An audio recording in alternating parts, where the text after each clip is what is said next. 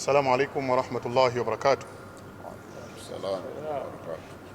Ndugu waandishi wa habari na wote ambao tupo hapa leo katika press yetu hii ya Tahafe Tanzania Hajj Federation, tunapenda kuwaita na kuwaalika hapa kwa jambo moja kubwa ambalo linalohusiana na kuwakumbusha Watanzania wote kwa pamoja, na hasa wale ambao wanaokusudia au wanaotaka kutekeleza ibada ya hija kwa mwaka huu wa 2026-27.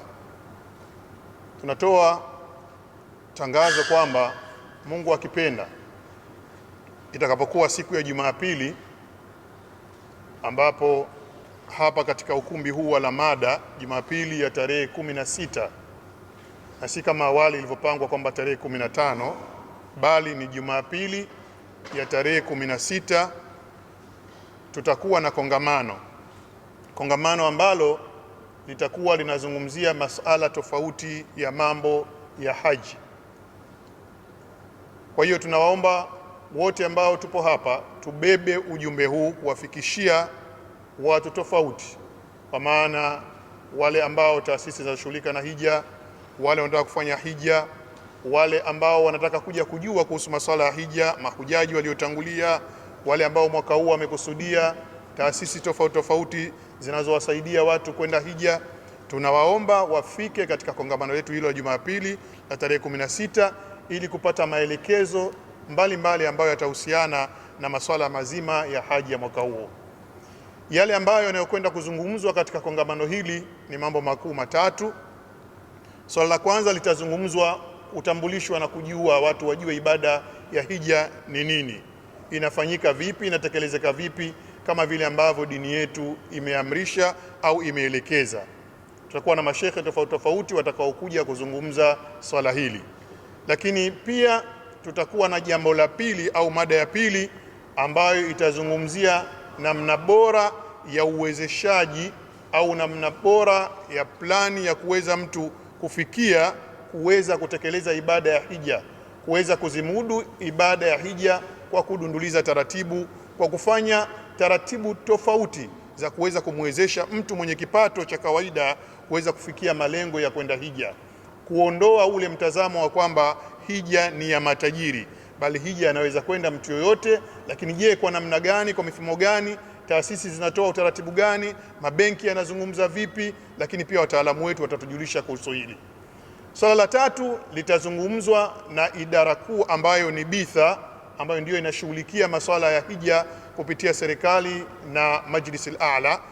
Hili somo litakuja kutolewa namna gani taasisi na wale ambao wanaotaka kufanya ibada ya hija, njia za kutumia, mifumo, condition na standard zipi wapite katika mabadiliko ya kila mwaka yanayotakiwa yafuatwe, kuanzia kulipa mahema, kuanzia kulipa masuala ya location, namna gani ya madaktari wanatakiwa wawe. Zote hizi taratibu zote hizi zitakuja kuzungumzwa kama mada ya tatu. Kwa hiyo hizi ndio mada kuu ambazo zitazungumzwa katika kongamano hilo. Lakini pia nipende kusisitiza, tutakuwa na mashekhe Sheikh Taha Suleiman Bani, tutakuwa na mashekhe Sheikh Isa Uthman ambaye anajulikana kama Mufti London, lakini tutakuwa na Sheikh Tahiri kutoka Bitha.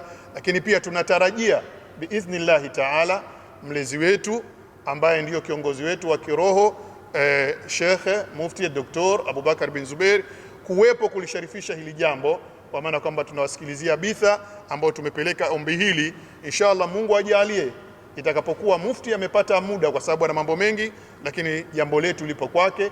Kwa hiyo ima atakuja yeye au atakuja mwakilishi wake, lakini tunatarajia kupata sharafu hiyo katika jambo letu hili la dini.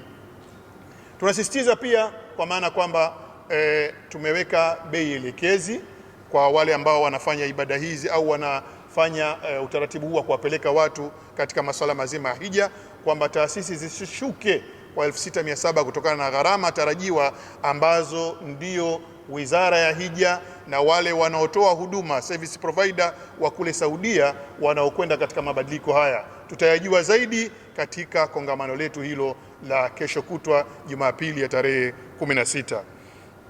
Lakini pia tutakuwa na maonesho.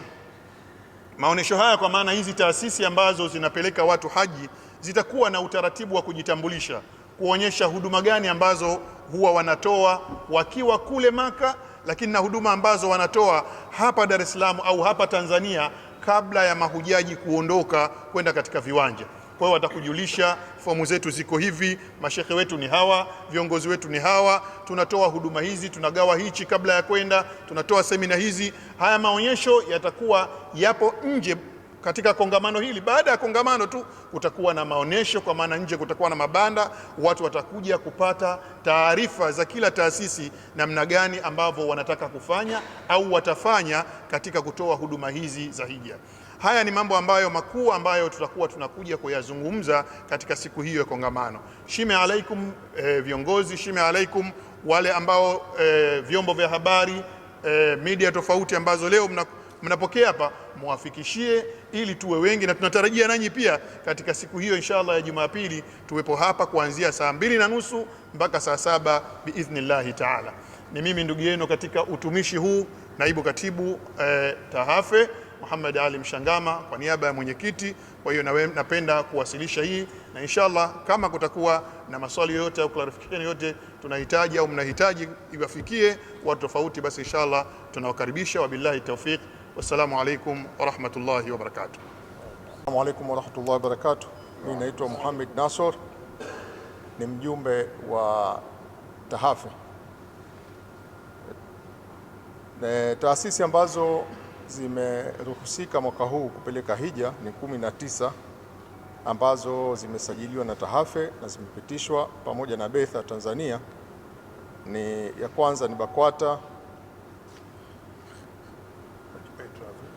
iTravel, Ajwa, Masjid Adil, M2 Travel, Siru, Hajj Trust, Raudha, Zamzam, Jamarat, Al-Husna, Peace Travel, Kidundo, Nur Path, Manasik, Noble Tours, Al-Hijra, Ahlu Dawa na Ahlu Bait. Hizi ni taasisi 19 ambazo zinaruhusika kupeleka mahujaji mwaka huu, na wanashauriwa mahujaji watarajiwa wasiandikishe kinyume na taasisi hizi ambazo zimepitishwa. Kuhusu muda, bila shaka swala hili linazungumzwa sasa kwa miaka inayofika 3 au zaidi, ni kwamba hija kwa mujibu wa mamlaka za Saudia inatakiwa mchakato wa hija ufanyike mapema na usajili ufanyike mapema vile vile. Mazoea ya kungoja mpaka mwezi wa Ramadhani na mfunguo mosi, sasa mazoea hayo yameshatoweka. Kwa hivyo tunasisitiza na kuwakumbusha mahujaji watarajiwa waanze kujiandikisha kuanzia hivi sasa, na mchakato tayari unaendelea. Itakapofika mwezi Rajabu, basi inatakiwa majina ya mahujaji yameshapatikana, na bila shaka mnajua kama tulivyoambiwa hapa na naibu katibu,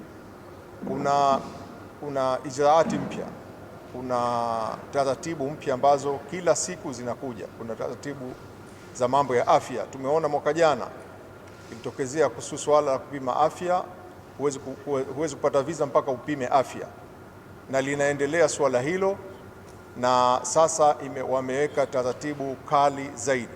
Kwa hivyo tunaomba watu wahudhurie kwenye kongamano ili wapate hayo maelezo kutoka katika wahusika ambao wanawasiliana moja kwa moja na mamlaka za Saudi Arabia. Kufika Januari, mahujaji wote wanatakiwa wawe wameshajiandikisha na taratibu ziendelee kumalizia kupata visa inshallah.